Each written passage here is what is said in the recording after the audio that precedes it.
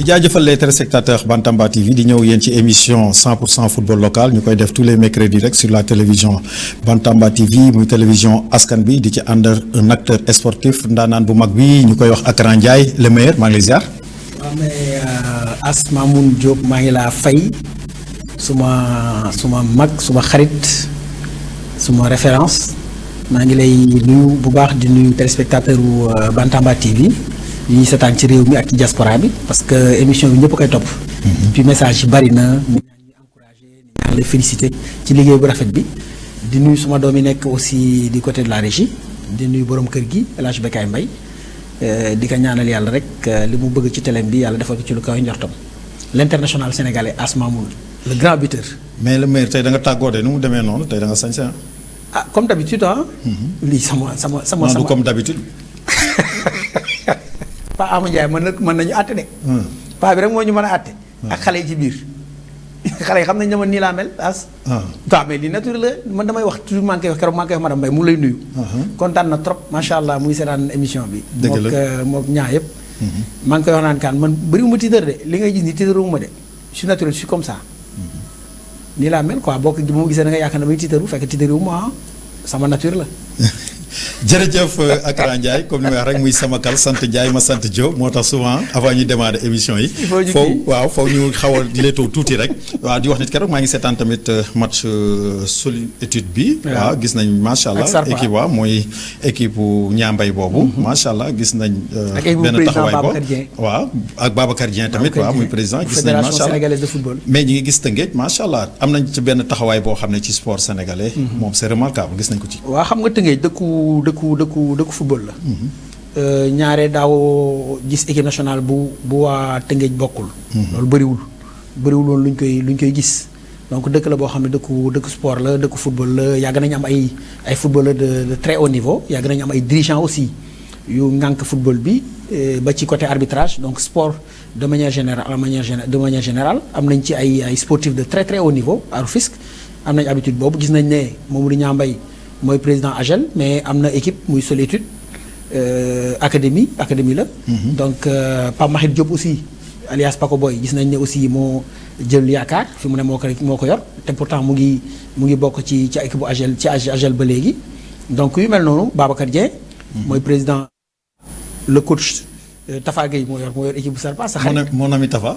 Tafa nga xam ne moom it vraiment am na vécu bu baax parce que AGEL bi Tafa jaar na fa jaar na. Tëngéej jaar na yaakaar du Rufisque donc Karim Sega ndeysaan ñu koy ñaanal yàlla yërëm ko jégal kay bàkkaaram te wutu ko ci ay njabootam nekkoon entraîneur national kenn doon ko présenté Karim Sega Diouf. yor def équipe yu bëri. yoroon sax équipe nationale yoroon na voilà c'est ça. donc moom moo daanaka ci formation moom moo formé lu bëree bëri ci lu am ci Tafa Gueye moo ko ci def. donc responsabilité boobu moom moo ko doon jot Tafa donc Tëngéej moom. dëkku football la daal. dëgg la Tëngéej dëkku football la comme ni ñu koy defee rek ci émission 100% football local comme ni ñu wax rek muy 22e journée ñu war a dem ci programmation semaine bii di ñëw mu nekk ci diggante Génération Foot ak Dakar Sacré-Cœur AGEL de Rufisque Union Sportive de Ouakam Jaraaf de Dakar Guédiawaye Football Club Walidane HLM de Dakar AS Pikine Union Sportive de Gorée Tëngéej FC Casa Sport Stade de Mbour. AS Cambérène Sonacos de Diourbel Linguère de Saint-Louis muy journée 22e journée boo xam ne comme ni ñu koy wax rek ñi ngi gis macha allah maanaam yenn équipe yi di jël niveau yenn équipe yi tamit seen niveau di xaw a wàcc ñu remarqué ci benn baisse de niveau AGEL de Rufisque gis nañ ci 2 derniers matchs yi mën nañ wax ni sur 6 points 1 point la ci jël tax na tamit Gorée tamit di avancer tamit di ko jege Tëngéej FC di ko jege ñu gis tamit benn équipe jaraaf boo xam ne tamit li ñuy wax rek changé nañ coach xam naa ni loolu. dinañ ci waxtaan di wax ni rek Akran xam naa ni avant ñuy démarrer rek ci 2e division bi rek dañuy ñëw tuuti ci 1re division bi ñëw ci baisse de niveau bi nga xam ne dañ ko remarqué ci AGEL de Rufisque le leader. waaw xam nga 2 dernières journées yi la AGEL am baisse de régime parce que dernière victoire am mu ngi ko am ci ak Casa Sport. te dafa déplacé woon dem Casa Sport gagné ko foofu. bi mu gagné Casa après dafa creuser écart bi. rawee woon Union Sportive bu Gorée 8 points. rawee aussi ki nga xam ne mooy Tëngéej FC 10 points mais 2 dernières journées yi xam nga après boobu dafa am trêve dañ arrêté ndax korité bi donc korité bee taxoon donc ñu amoon benn rupture 10 jours après reprendre bi ñu reprendre nag mu am baisse de régime bu am du côté de AGEL te foofu aussi mën nañ ko comprendre parce que AGEL bi mu recevoir ki nga xam ne mooy Cambérène donc Cambérène nekkoon le dernier ou avant dernière donc position baaxul te en général position yooyu bu ci équipe nekkee dafay def lu mu mën pour bañ a des ci zone rouge bi donc parce que bu ko AGEL gagné woon daf ko doon gën a dugal ci zone rouge bi te daf ko doon condamné mu mën a perte ay points yu bari donc mu delloowaat ko en Ligue 2 te xam naa ne Cambérène bëggul woon loolu donc ñoom préparé nañ match bi xëy na AGEL préparé na ko mais ni ko Cambérène pare boo seetaanee match bi da ngay xam ne Cambérène mu gën a préparé match bi. dañu defarwaat ci diggante bi non seulement jël nañ recruter nañ ay joueurs mais même AGEL dafa leen jox ay joueurs. AGEL dafa jox Cambérène ay joueurs yoo xam ne ils étaient décisifs bi mu leen joxee joueurs yi. bi ñu ñëwee Cambérène dañu nekk ay titulaires indiscutables. mën nañ ci joxe ñaar donc Rasoul Camara mooy attaquant wu Cambérène bi le numéro 11 donc bi mu ñëwee rek dafa nekk dans le bain dafa ñëw rek Cambérène titularisé ko donc muy peser ci attaque gu Cambérène bi di def ay match ngan di match donc ak ki nga xam ne mooy Dia. donc Dia aussi c'est un milieu récupérateur boo xam ne il est très fort techniquement intelligent un garçon vraiment un excellent milieu de terrain donc qui a beaucoup apporté à l'équipe de Cambérène aussi à l'AS Cambérène donc mu nekk ay xale yoo xam ne xëy na AGEL moo leen formé ñu nekk ci équipe bu AGEL bi ci petite catégorie bi ba ci équipe A bi donc après amuñu woon temps de jeu bu bari ak AGEL recrutement yi mu def donc groupe bi mu am après ñu abal leen Cambérène pour ñu mën a am temps de jeu mais bi ñu leen joxee Cambérène gis nañ ne Cambérène dafa amaat ouf de soulagement noyyiwaat et puis def recrutement bu bari Baye Djibi Diop bi nekkoon Stade de Mbour après nekkoon Teungueth FC aussi nekkoon un élément essentiel nekkoon un excellent milieu de terrain boo xam ne avec un pied gauche exceptionnel boo ko gisee rek sa xel dafay dem ci Chris Woodall nekkoon na à l'étranger. waaw Baye Djibi après mu ñëw fi mu nekk nii pour am temps de jeu bu bari mu demaat Cambérène gis nañ ne Cambérène daal defarawaat na au niveau de la défense au niveau du milieu Cheikh Lo Ndoye international sénégalais nekkoon le gardien de but bu Jaraaf de Dakar donc gis nañ ko du côté de l'AS Cambérène bi mu ñëwee aussi renfort de taille yooyu moo def ouf de soulagement bi Cambérène am pour mën a ñëwaat sigiwaat xam nga mën a retrouver waat ay marques xale yi mën a ñu retrouver vraie équipe bu Cambérène bi nga xam ne vraiment moo nekkoon le champion de la Ligue 2 de l'année dernière mu permettre que mu mën a accéder en Ligue 1 donc ñu gisoon mu nekk match boo xam ne c'était un match très difficile donte match boobu AGEL ñàkk ko mais match bu metti la parce que Cambérène dafa ñëw indi système de jeu 4-2-3-1 bu doy waar avec trois défenseurs centrales ak ñaari piston 3 milieux de terrain ñaari attaquants donc fexe ba trois secteurs yëpp mu ciy créer surnombre di créer densité donc pour empêcher à l'équipe de AGEL mu mën a évoluer parce que xam nga AGEL aussi seen fort mooy seen milieu de terrain ils ont un excellent milieu de terrain bu doxee AGEL day dox bu milieu de terrain bi doxul pour AGEL dox dafay xaw a jafe parce que base bi milieu de terrain bi la ñoom nag ils ont vite compris ça ñu liggéey ci préparer match bi ñëwee ñu mettre en difficulté équipe bu AGEL bi ba li mu waroon def à 100% defu ko donc ñu match nul AGEL am foofu 1 point après ñu def déplacement ñëw HLM aussi c'était moo nekkoon avant dernier bu ñu gagné woon HLM aussi dafay dugalaat HLM boo moytuwul sax position yi mën na changer moo Cambérène HLM aussi préparer match bi te seen état pelouse terrain HLM bi aussi ça laisse vraiment à désirer. état pelouse bi baaxul loolu remarqué nañ ko voilà état pelouse bi baaxul stade bi terrain bi tuuti na donc mais ñoom am nañ habitude di fa jouer ak yooyu ba pare aussi match boobu dafa fekk AGEL aussi manqué parce que cadre défense AGEL bi muy Abdou Aziz Diaw dafa amoon carton rouge ci Coupe du Sénégal ak Génération Foot suspension mu génnul woon bi ñuy déplacé wu di jouer ak match yi des yëpp joué na mais suspension bi mu génnee ñu dóor ko 3 matchs mu tombé ak match HLM bi donc ñu génnee cadre bu mel noonu koo xam ne moo doon équilibré défense AGEL parce que Abdou Aziz dafa am expérience bi mu am joué na ci ay équipes yu bari demoon na Tunisie am na sélection équipe nationale donc nekk xale boo xam ne vraiment bu nekkee ci défense AGEL bi dafay am équilibre parce que expérience bi mu am donc dal gi mu am maturité bi mu am technique bi mu am intelligence bi dafay équilibrer défense AGEL malheureusement pour équipe bu AGEL Abdou Aziz manqué leen donc mu indi déséquilibre total ci défense su. défense parce que ci 5 minutes nga encaissé 2 buts. moom loolu parce que xam nga lu tax parce que déséquilibre bi mu indi ci défense bi mooy dañu boole ñaari défenseurs yoo xam ne Luc Tendeng ak Samba Mbengue. mu nekk ñaari défenseurs yoo xam ne dañu bokk benn style. donc couverture amul woon ci défense bi te bi HLM ñëwee 4-2-3-1 la leen indil. bi mu ñëwee 4-2-3-1 la HLM indi. am 4 défenseurs 2 milieux terrain double pivot devant la défense ñaari milieux terrain yoo xam ne non ils sont très forts dans la récupération mais après bu ñu récupérer ballon bi dañuy jouer ba pare dañuy jouer lu seen i partenaires du ñu perte ballon du ñu ca sànni. 4-2-3-1 boobu. 4-2-3-1 boobu xanaa système bu xaw a sonal. le coach kii non système bu doy waar la boo xam ne boo ko mettre en place da lay sonal non Taban ci la doon gagné. dynamique de victoire yi AGEL amul yëpp 4-2-3-1 bi la mettre en place mu dox benn équipe résisté wu ko. mais HLM c'est la jàngat ñëw teg loolu indi ñu équation bu métti indi ñu créer ñu problème gagné milieu terrain bataille milieu terrain bi ñu gagné ko ba pare ligne de 3 bi nekkoon derrière l'attaquant. non ligne de 3 boobu graaw ba pare ñu am un jeune attaquant boo xam ne non kooku il est très difficile à retenir mooy Ibrahima John ñu koy wax vampire. c'est un jeune attaquant puissant percutant qui va très vite mais capable de marquer de très jolis buts. donc boo seetloo moo njëkk a décanté situation bi pour ubbi match bi. ci minute yu njëkk yi. mais booy jouer aussi ak équipe boo xam ne 4-2-3-1 lay jouer am ñeenti attaquant yu taxaw ñett ci ginnaaw ak El Hadj Mbaye Fall l'attaquant axial il est grand de taille il est très fort ci fixer défense bi buñ ko ba pare ay partenaires am di mën di appuyer ci moom te li si graaw ci match boobu mooy dama si jàngat.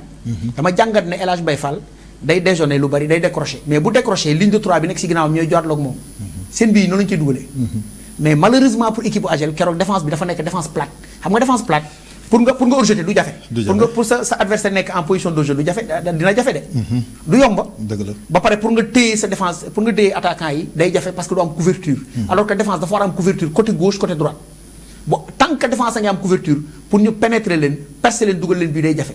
loolu nag la Abdou Aziz Diaw doon gérer défense su AGEL bi. tant que mu ngi fa expérience bi mu am. couverture bi mu am technicité bi ak intelligence bi mu am donc moo doon permettre défense su AGEL bi am équilibre mais jour boobu amul kenn kuy marqué amul kuy def couverture ñoom ñaar ñi dañu doon bokk ci benn ligne bu ñu ne moo tax pour nga percer leen dafa doon yomb espace yi dafa bari woon loolu moo tax mais loolu nag xam naa ne coach Taban am na si jàngat dina ko rectifier pour que match yi di ñëw lacune défensive yooyu am du côté de AGEL de Rufisque ñu mën ko defaraat pour que stabilité mën a am ci défense bi parce que ku war a jël championnat moom gis nga pour gagner ay match il te faut des attaquants redoutables capables de marquer des buts mais boo bëggee jël ay titres wala nga nekk champion il faut nga am une très bonne défense une défense solide qui reste concentré et serein derrière pour bañ a jël ay buts.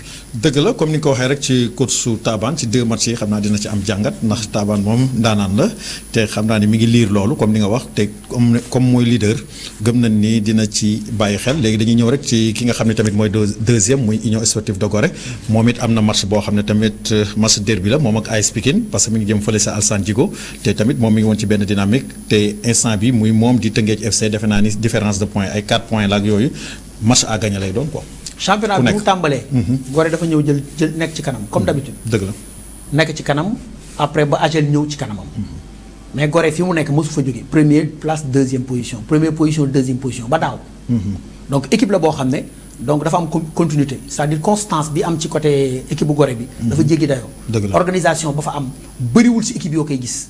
parce que Gorée Alimal bi nekk seen entraîneur c'est un ancien défenseur fexe na ba am une très bonne organisation défensive. Gorée équipe yi gën a naqaree dugal bii la bokk ci championnat bi. donc daaw li ko teree jël championnat boo seetloo mooy doon na kenn daawu ko dugal mais li mu daan dugal bariwul ren nag am na des joueurs offensifs. am na ay attaquants yoo xam ne ils sont capables de marquer des buts. donc loolu moo tax Gorée li mu marqué ci ay buts ren boo seetloo amu ko woon. waaw mooy meilleure attaque bi sax boo xoolee. voilà boo seetloo amu ko woon année bi passée.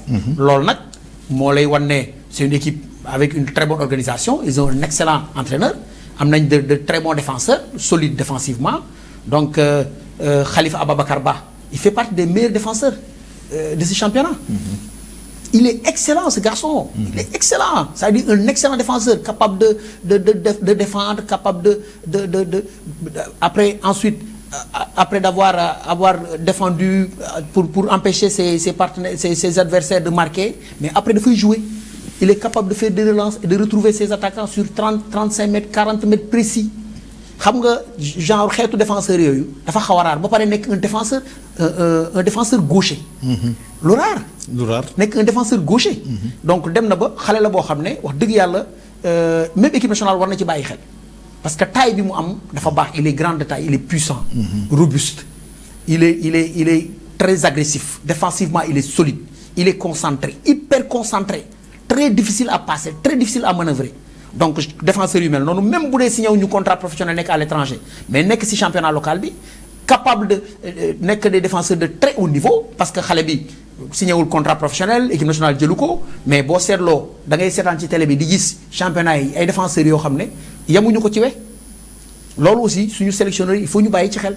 ñu ngi suñu secteur défensif bu Sénégal chantier la di nga si ñëw mais am na xale yu nekk fii ci championnat bi yoo xam ne am nañ capacité ñu am sax au moins sélection. parce que c'est des très bons défenseurs comme ku mel ni Khalifa Ababacar Ba bu ma lay wax. bu Gorée nga ñëw au niveau du milieu ñu am milieu terrain boo xam ne Alimal da lay indil ñetti milieu terrain yu bokk benn profil ay xeexkat. du la may jàmm du la may salaam. milieu terrain mosoo gis fu Gorée joué ñu dominer milieu terrain très rarement. ay xeexkat lay indi parce que dafa am ñetti attaquants yoo xam ne ñoom la lay indi. Vieux Cissé l'international sénégalais. il va très vite. il est percutant il est capable de faire la différence face à n'importe quel adversaire. capable de marquer des buts Vieux Cissé. Omar Ba, international sénégalais aussi. Il est petit de taille, il a un centre de gravité très bas, mais il va vite, il percute, il provoque, capable de dribbler, capable de marquer des buts. Mais Alassane Diallo, Ousmane Dang, international sénégalais, le capitaine. C'est-à-dire, nous pas mal de joueurs, secteur offensif, armada offensif boo xam ne moo permettre à l'Union sportive de Gorée ñu mën di dugal ay buts yu bari ba pare défensivement aussi ils sont solides défensivement ba li ñuy encaissé bariwul am un excellent gardien de but aussi nekk international sénégalais c'est-à-dire ñoom dañ bëri international sénégalais Gorée. Samba Mballo.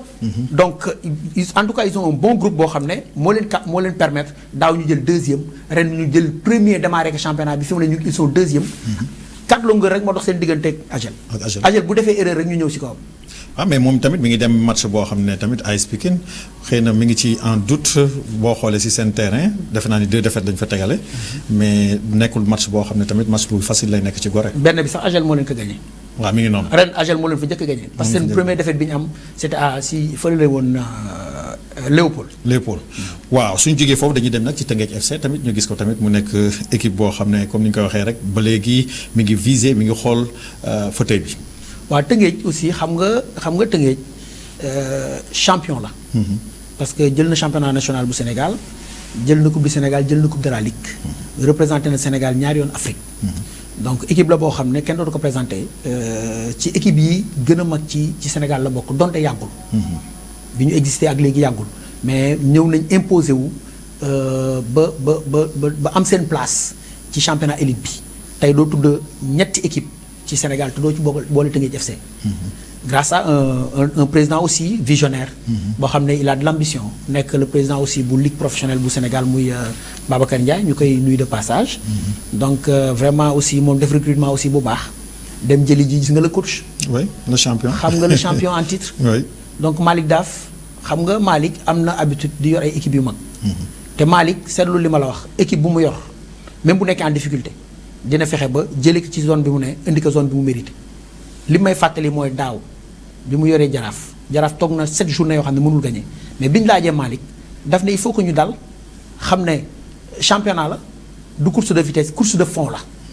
te tant que championnat bi jeexul kenn xamul ku koy jël. dëgg la te gëm na ne ba léegi jaraaf mën na jël championnat bi. donc moom il est serein il est calme il est posé. te loolu mooy habitude Malick Daaf. dina agiter nag des fois ci banc de touche bi dina yëngal parce que c'est un gagneur bëggul ko koy gagner. c'est normal mais Malick équipe bi mu yor yëpp boo seetloo du ñu jógee ci trois premières places yi. te il a l'habitude de gagner ce championnat national xam na ko. xam na fi muy jaar aussi pour gagner ko.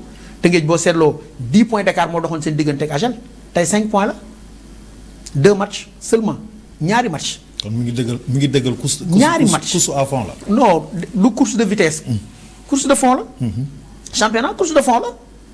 donc mën nga commencer di gagner ces 2 3 4 premiers matchs mais doo jël taxul nga jël championnat bi déedéet taxul nga jël championnat bi moo tax championnat bi championnat bu metti la bu méttee metti te bu ñu demee ba championnat bi jeex fi mu ne kenn mën la wax kan moo koy jël Agel est premier mu ngi rawee Gorée 4 points Teungueth est troisième Agel nga ko rawee 5 points donc c'est ouvert xam nga championnat bu ubbeeku la boo xam ne tout est encore possible.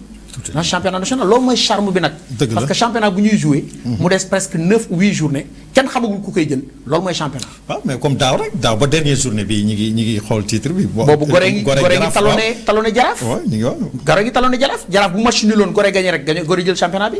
comme noonu rek moo tax ma ne la constance bi Gorée am aussi c'est exceptionnel. macha allah comme ni ngay wax rek dañuy dem nag comme ci favori yi Jaraaf nekkoon na favori parce que ci 4 favoris yi la bokkoon mais dañu gis tamit Jaraaf nekk tamit ci benn baisse de niveau boo xam ne moom tax na sax ba ñu changé entraîneur muy Souleymane Diallo ñu nommé ko tamit directeur technique national est-ce que ci nomination boobu parce que bi ñu koy nommé Jaraaf ci défaite la jógee est-ce que boobu woon nekkul défaite de trop maanaam même bu ñu ko nominé wul woon est-ce que Souleymane Diallo doonul woon joxe lenge yi. waaw xam nga professeur Souleymane Diallo. expérience maanaam formation bi mu am expérience bi mu am. xam-xam bi daje ci moom. pour man dépassé na sax yor équipe championnat benn équipe c'est-à-dire xam-xamam Sénégal yëpp a ko war a jëriñoo Souleymane. rawal xam nga Souleymane mën na bañ a mën a yor équipe championnat xam nga lu tax. parce que niveau am sax des fois mën na dépasser ñi mu yor. comprendre nga voilà. degré de compréhension bi ñi mu yor war a am par rapport ak expérience bi mu am ak xam-xam bi. mën na leen dépasser ba du maanaam du compatible. comprendre nga fi may waxee. xam naa fi ngay waxee. donc Souleymane njàng mi mu am. formation bi mu am expérience bi mu am xam-xam bi dépassé na yor benn équipe c'est-à-dire dafa war a jariñ Sénégal yëpp. dëgg la moo tax fi ñu ko teg mooy place am direction nationale bi ñu ko teg. mën na ko doxal Souleymane. mën na jariñ Sénégal yëpp jariñoo ci xam-xamam parce que ku am xam-xam la nag nañ ko bàyyi xel. kon c'est le meilleur profil. non déggoo li ma la profil bi gën la avant ñu ko koy nommé man. avant ñu ko koy jox.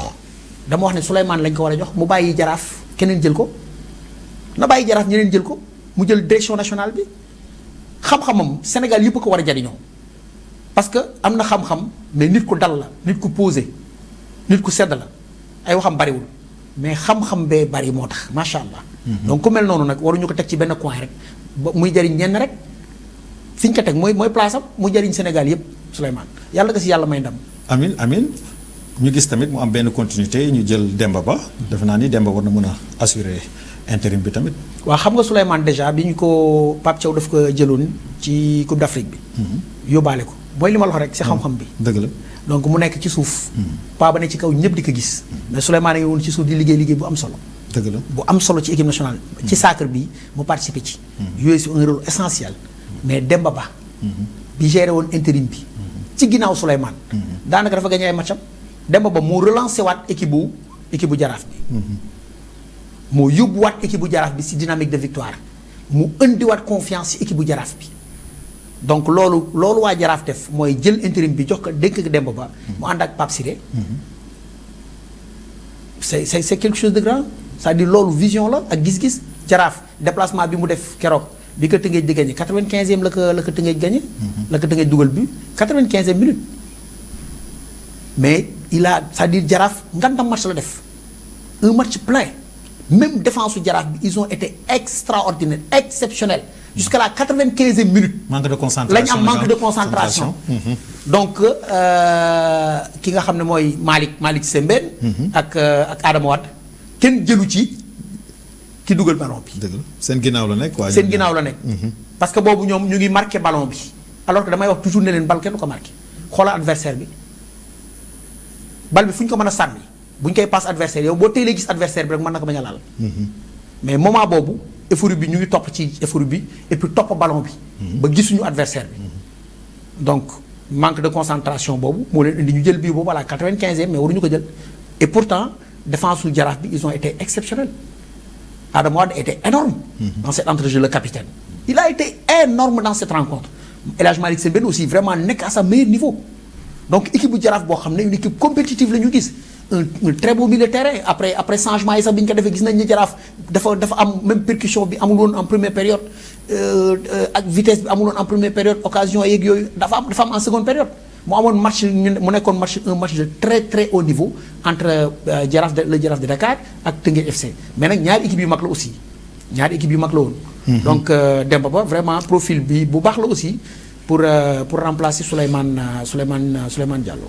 oui jërëjëf Akran Ndiaye dañuy dem rek ci Ligue 2 bi rek ñu ñëw rek ci rencontre yooyu xam naa yooyu rek ñu wax ci tuuti avant ñu dem ci deuxième partie bi ndax deuxième partie bi dañu war a waxtaanee ci équipe nationale Sénégal bi nga xam ne mi ngi jëm ci coupe du monde bi bëgg a waxtaanee tuuti ci chantier yi rek parce que am na ay remarques yoo xam ne gis nañ ko ci waaye yooyu tamit da ciy baax ñu ci waxtaan mooy alerter parce que ñi ngi dem ci benn compétition boo xam ne foofu moom ay détails moom la ñuy bañ parce que nekk na niveau boo xam ne bokkul ak Coupe d'Afrique ndax Sénégal France Sénégal Norvège Sénégal Irak defe naa ni match loo xam ne ay final la ba comme rek ni ñu koy defee rek chaque jour rek sur la télévision Bantamba TV damay ñëwaat rek ci programme bi nga xam ne rek moo am ci Ligue 2 muy 22e journée mu nekk ci diggante Duc ak Jamono Fatick Guelwaar Football Club ak Port Autonome de Dakar Thiès FC AS Douane AS Kaffrine Amitié FC SMI FC AS Bambey AS Saloum Oslo Fa Ndiambour de Louga NGB Teranga SC Jamono Fatick ñuy wax ne rek gis nañ benn équipe bu SMI boo xam ne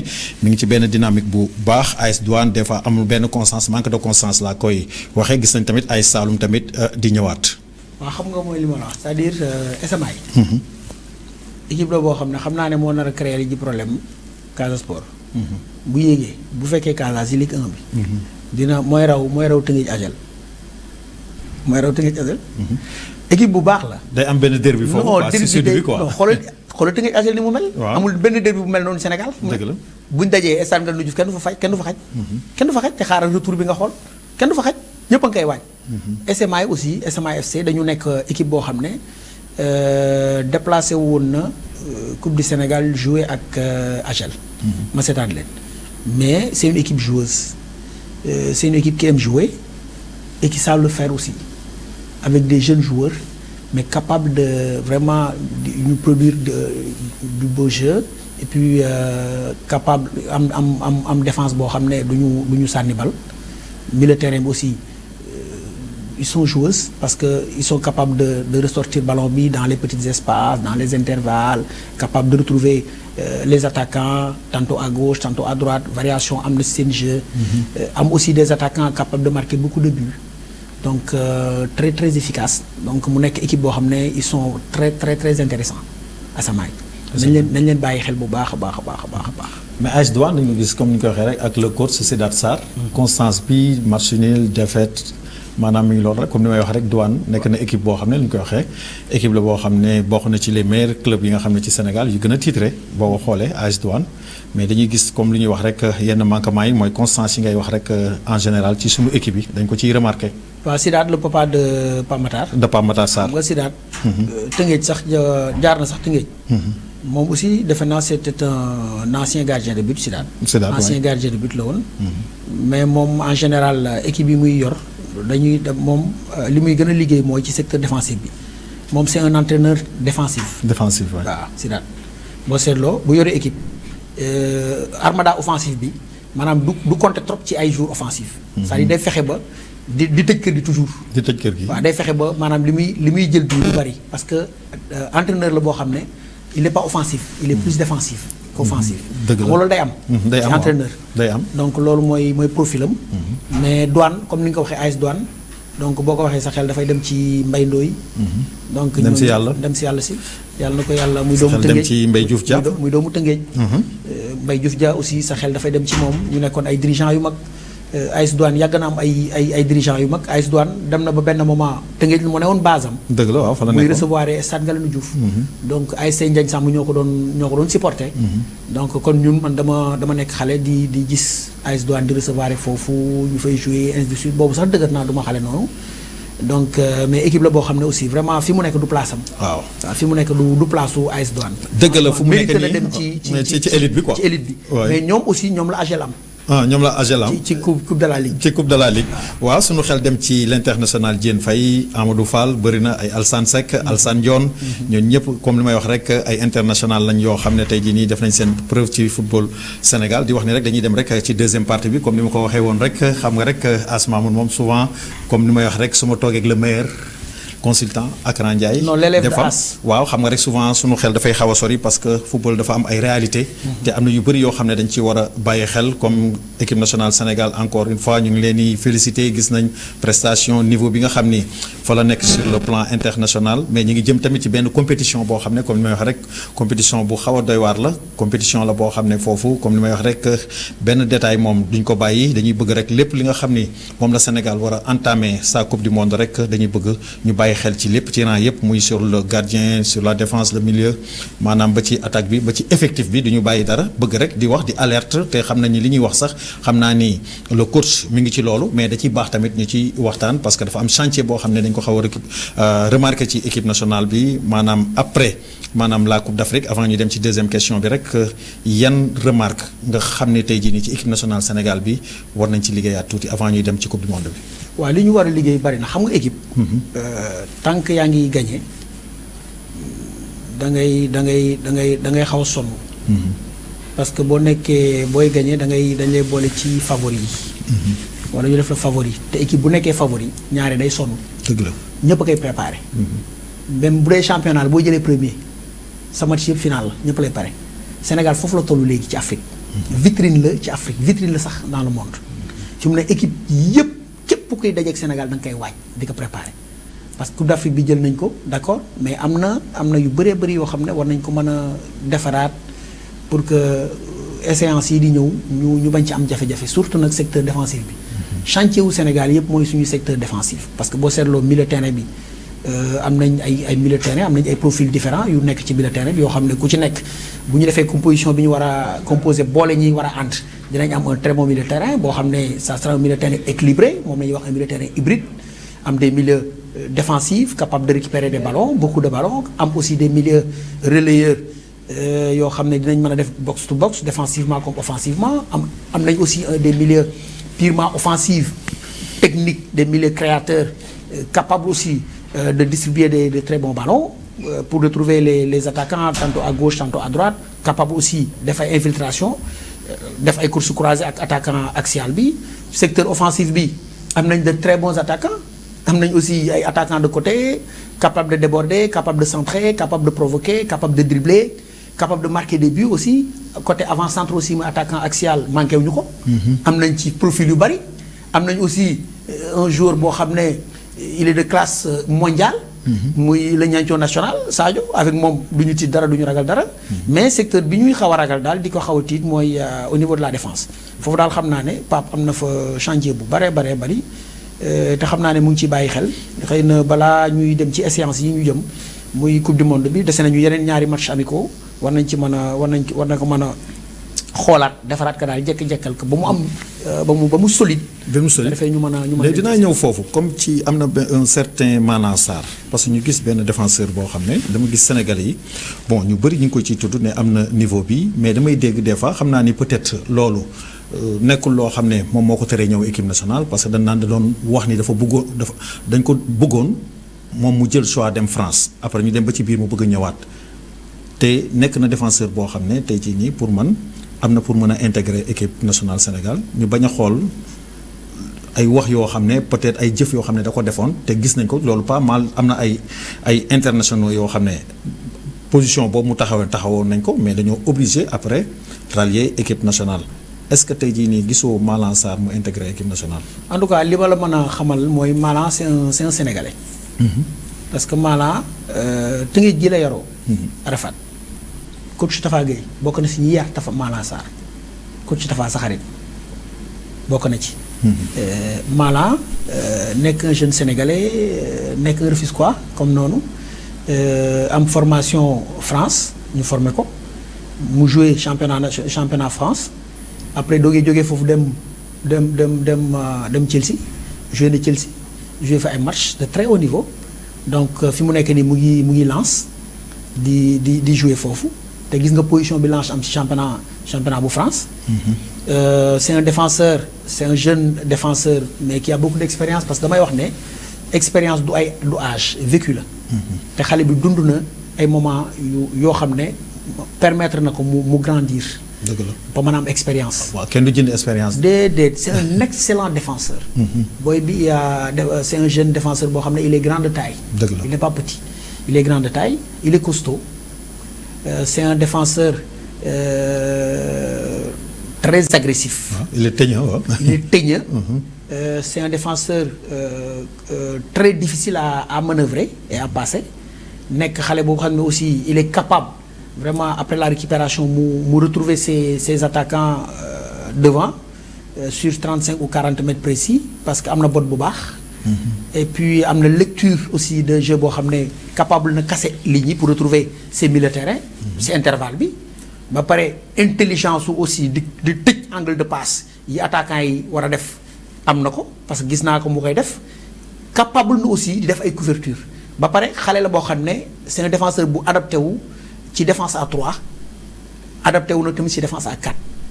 parce que joué na ko mokkal na ko te fi mu nekk nii même lance bi mu ne défense à 3 la ñuy joué te il est capable mën na jouer à gauche mën na jouer à l'intérieur mën na jouer à droite c'est qu'il est polyvalent.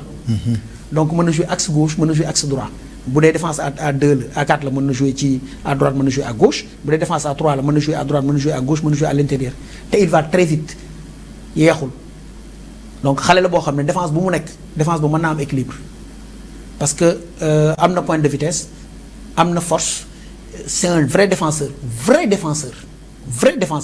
très difficile à passer très difficile à manœuvrer ba pare saa yi bu récupérer day jouer day participer ci jeu bi donc kooku défense bu mu nekk day am équilibre donc bu fekkente ne moom mu ñëw jouer Sénégal bu ko Sénégal oowee dina ñëw dëgg yàlla maanaam mu ñëw suñu défense moo ñu gënal mu dem ci beneen défense. parce que ku mel noonu boo ko amee ci sa équipe. vraiment dafay nekk un plus. du nekk moins lu wàññi.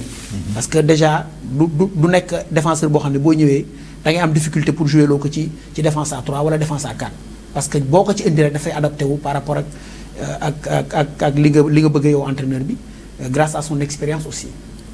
En tout cas c'est un défenseur très intéressant bu ko Sénégal amee jël ñu gis un Bamba Dieng tamit mi ngi ci benn constance est-ce que les attaquants nekkuñu ci ay menaces. waaw xam nga dama waxoon ne bi ñu la fois passée waxoon naa la ko ci Bamba Dieng. ma ne la man remarqué naa ne gis nga attaquant xëy na Bamba keroog bi mu duggee le coach dafa wax ne dafa perte na fa 9 ballons. mais man loolu du problème si attaquant. man loolu du problème man du ma seet du ma xool loolu. li may xool mooy bi mu duggee. li mu njëkk a def mooy premier bal bi mu yor da ko yóbbu. xam nga un attaquant comme son nom l'indique. attaqué da nga war di attaquer. te Bamba c'est un pur attaquant. day Bamba non seulement il va vite parce que dafa am na point de vitesse. Bamba ragalul techniquement il est bon. Attention Bamba Dieng c'est un attaquant très technique. il est intelligent aussi te Bamba buy jouer ci défense dafay créer zizanie parce que. day dugg ci day jaar gauche nga bañ mu jaar droite lenn rek ngay def faute ngay def ci moom baa mu dem. te booy njëkkanteeg moom booy njëkkanteeg moom bal boo xam ne ci surface de réparation bi la ne moom pour mu dugal ko da nga jaral lu ne muy bopp bi ak tànk bi yëpp da koy utiliser da ci def fulla ak fayda da koy jaral lu nekk dégg ko ma ne la moom mooy seul attaquant bi capable ñu boole ko ak attaquant yi fi ne yëpp kuñ ko ci booleel day adapté wu par rapport ak loolu attaque à 3 Bamba Dieng mën na adapté wu. attaque à 4 Bamba Dieng mën na adapté wu attaque à 2 day adapté wu moo ci gën. profil yi fi nekk yëpp. boo joué 4-4-2 tey boo koo ko booleel day dem parce que kooku mën na jouer rôle de fixation moom muy tourner autour de l'attaquant axial. donc loolu am na capacité boobu parce que am na vivacité il bouge beaucoup il est généreux dans l'effort capable de te marquer aussi des buts et de très jolis buts mu ngi koy def fi mu ne. capable Bamba il est à 100% de ses moyens fi mu ne dañuy ñaan yàlla lafal ko cat. waaw amiin mu bañ a gaañu dara bañ kaa dal.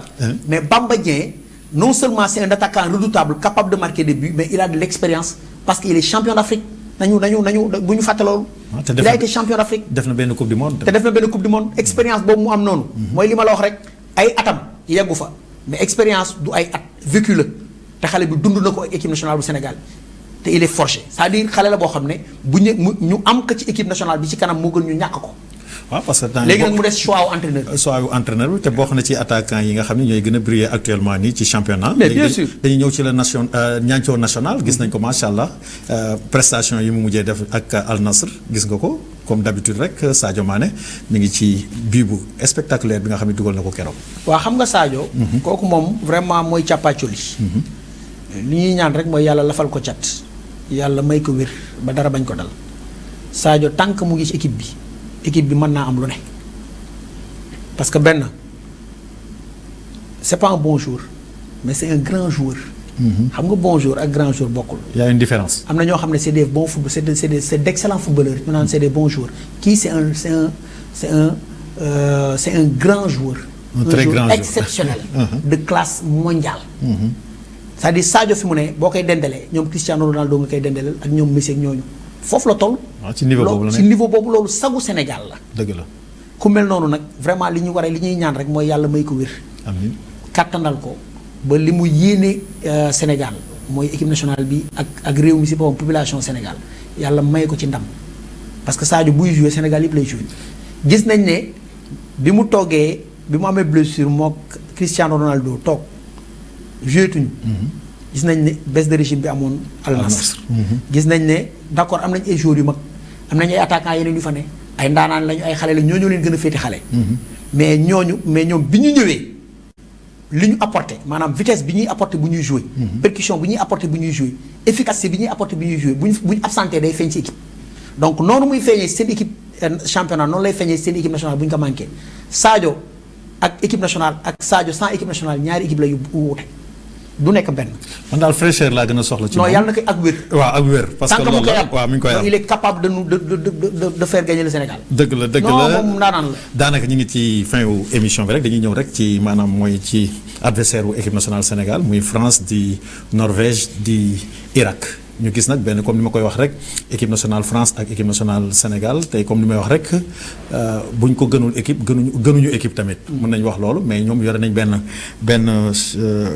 ay attaquants yoo xam ne mën nañu wax ni ak sunu défense bi moo tax boo gisee souvent ñu ciy waxtaan may wax sunu défense bi foofu ñu koy xoolaat di ko wax parce que équipe yi ñuy dajal la maanaam nos adversaires muy France. di Norvège. boo xoolee ñu ci nekk ñoom ñëpp ñu ngi ak ay attaquants yoo xam ne de rang mondial lañ nekk.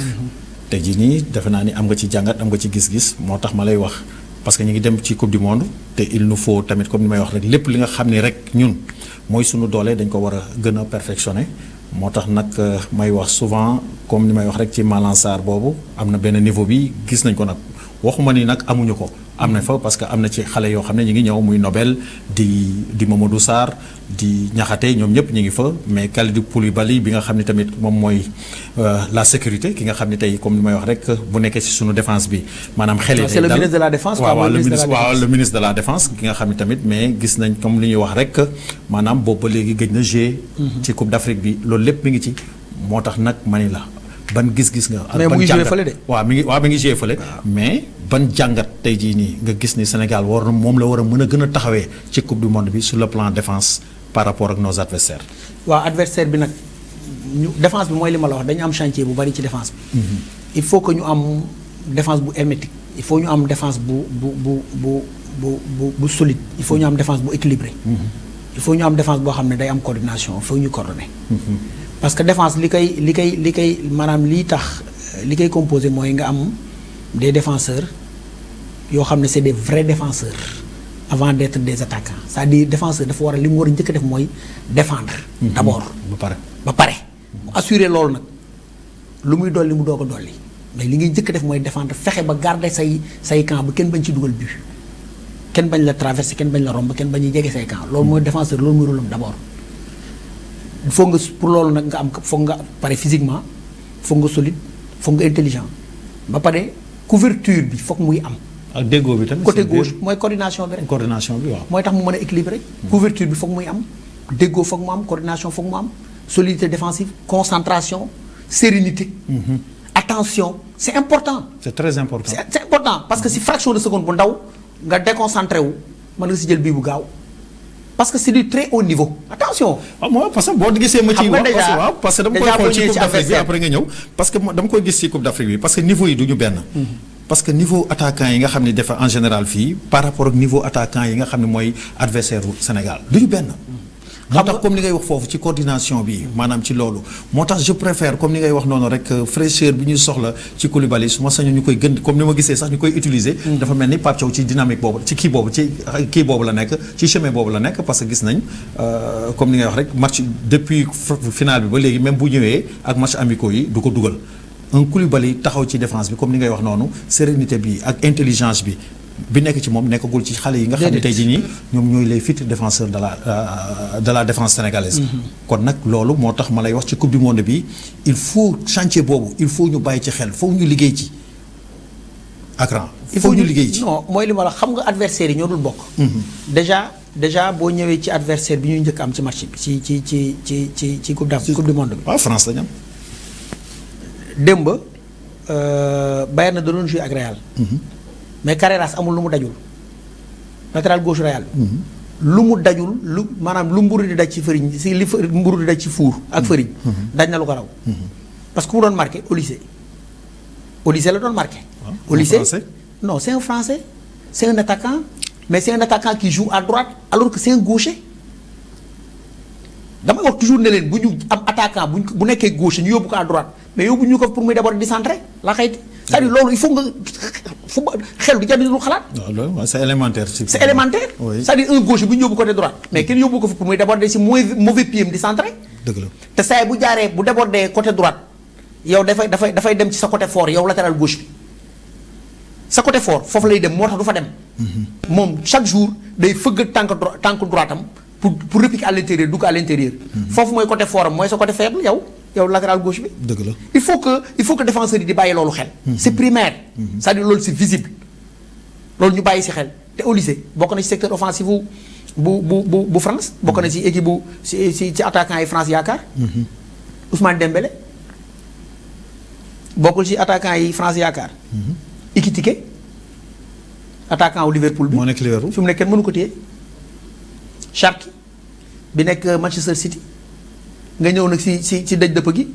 Mbappé c'est-à-dire secteur offensif c'est-à-dire armada offensif bi France yor moo tax sax Deschamps fi mu ne dafa jël suñu système de jeu ñun 4-2-3-1. moom lay préparé de te xool nga li Deschamps def. est-ce que du ko def des fois 4-2-4.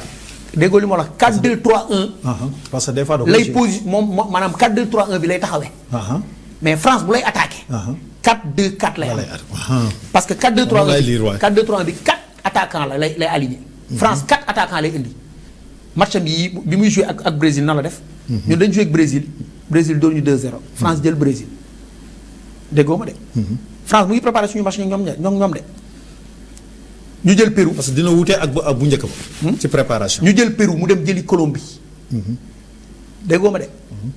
France ñun ñu ngi koy préparé mais moom ñuy préparé 4-2-3-1 boobu nag. xaw ma Deschamps moom la indi ñun ak moom wala déet mais mu ngi koy essayé mu ngi koy mettre en place. parce que gis na ne Sénégal mu ngi ko doon joué ci Coupe d'Afrique bi ko réussir. Brésil bi mu ñuy gagné 2-0 ñun 4-2-3-1 lañ ci lancé boobu lañ nekkoon ci lañ gagné équipe yi. ñu bàyyi ko ñun ak ñoom ñu indi ko gagné ñu ci. comprends nga fi waxee xëy dafa mel ni ñoom ci ñun lañ inspiré woo pour gagné ñu. léegi même France boo inspiration bi Deschamps am. man dama gis ne mu ngi ko jàngate ci Sénégal ci 4-2-3-1 bi ci Coupe d'Afrique mu réussir parce que Deschamps aussi comme ni Pape Thiaw def la def Pape Thiaw dafa wax ne dafa opté pour am une équipe offensive. moo tax mu convoqué ay attaquants yu bari. attaquants yu bari nag boo leen convoqué da ngay teg système de jeu. da ngay mettre benn système en place boo xam ne dina permettre sa attaquants yi ñu mën a jouer ñoom ñëpp. te système 4-2-3-1. c'est un système boo xam ne. c'est un système purement offensif c'est-à-dire saa yi boo ko tegee da ngay privilégier da ngay may opportunité les attaquants ñu jouer. parce que d'emblée. dès le départ tu mets en place 4 attaquants. suñu jógee foofu ñu dem ci Norvège. comprendre nga li ma la wax. Norvège aussi vice versa. Norvège dañu am armada offensive secteur offensif boo xam ne ils sont exceptionnels. Norvège. dañu jouer 8 matchs. am 8 victoires dégg nga ma. maa la dégg. éliminatoire yi. seen match yëpp lañu gagné dañu joué 8 matchs 8 victoires dugal 37 buts.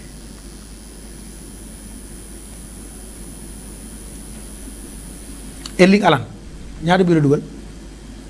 est-ce que mën nañu ko compter. 16 buts la dugal. moom kese 16 buts. muy moyenne de 2 buts par match. moom kese. Odegaard mooy capitaine Arsenal.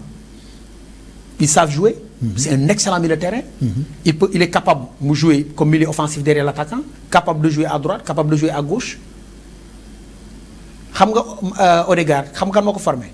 mais centre de formation bu Real lañ ko formé.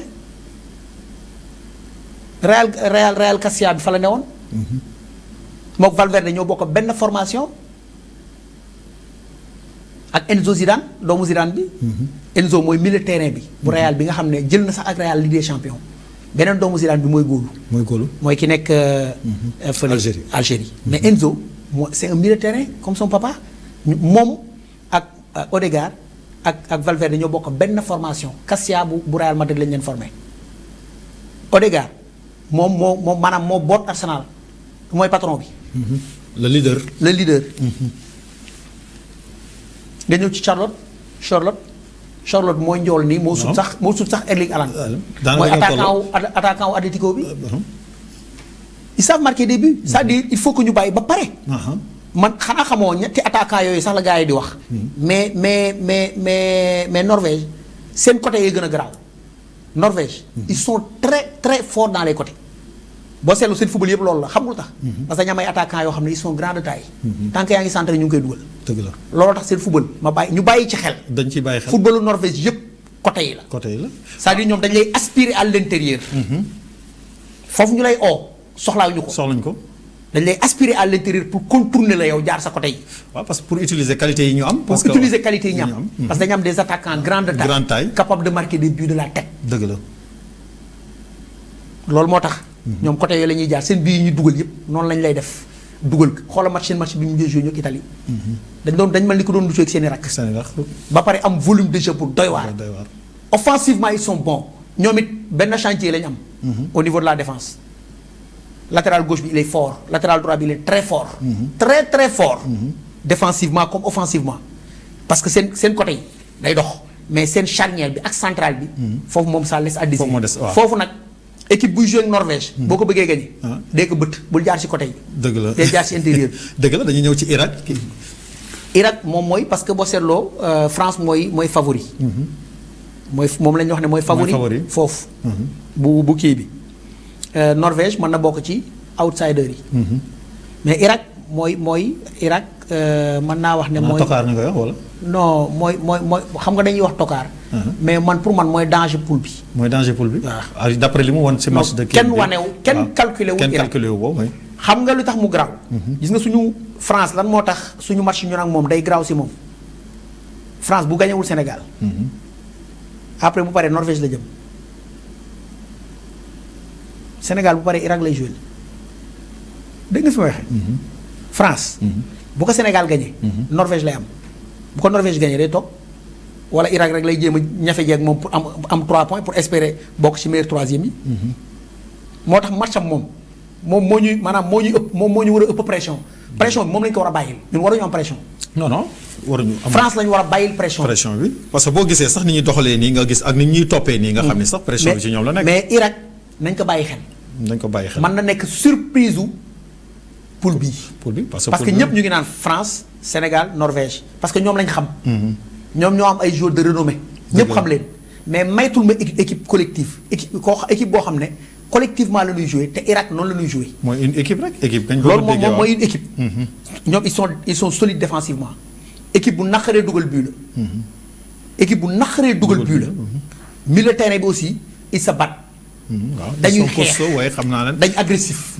dañu am présence ci deuxième ballon yi dañu am présence ci balle de combat yi te après la récupération dañuy jouer ils sont pas mauvais. am aussi ay attaquants yoo xam ne ils vont très très vite des attaquants très rapides de côté. am un excellent attaquant grand de taille. très fort dans les airs. capable de marquer des buts aussi. c'est-à-dire poule la boo xam ne pour man mooy poule de la mort. pour Sénégal mooy poule bi gën a relevé. ci coupe du monde. ci coupe du monde bi jërëjëf Akran sama xel nag dem na ci sama ami irakien ñu koy wax Ali Daye mu nekkoon un libéro comme ni ngay wax rek irakien yi boo leen xoolee dañu costaud te dañu vif te dañu am benn détermination boo xam ne ci terrain bu remarquable parce que am nañu ñoo xam ne bokkal naa ak ñoom équipe fële ca Liban di wax ne nag mu nekkoon rek émission 100% football local ñu koy def rek chaque jour di def alerte tamit di ubbi bëtu sénégalais yi parce que ñu ngi ci benn euphorie rek da ciy baax tamit ñuy wax nag sunu adversaires yi seen ay qualité parce que coupe du monde bii ñu jëm nekkul coupe du monde boo xam ne bu yomb la comme ni ñu koy waxee rek Sénégal France jotoon nañ daje te ku nekk défaite boo ko amee defe naa di nga am jàngat boo xam ne di nga ko ci def te ni ma gisee équipe nationale France bii ñu ngi ñuy bàyyi xel trop parce que selon ñun suñu programme ci match amicaux yi ñuy def. ñoom ci voie boobu lañ nekk. tout à fait waaw tout à fait parce que loolu la ñuy gis parce que daje nañ joué nañu ak waa Amérique du Sud tamit jéem na fa dem wut fa équipe joué Colombie. xam nga joué nañu parce que ñun ñu ngi doon préparé comme ni ngay wax rek surprise bi mooy Irak ñun Bolivie lañ doon préparé waaw tey xool nga gis nga ni affaire yi demee football li ñuy wax rek amul logique.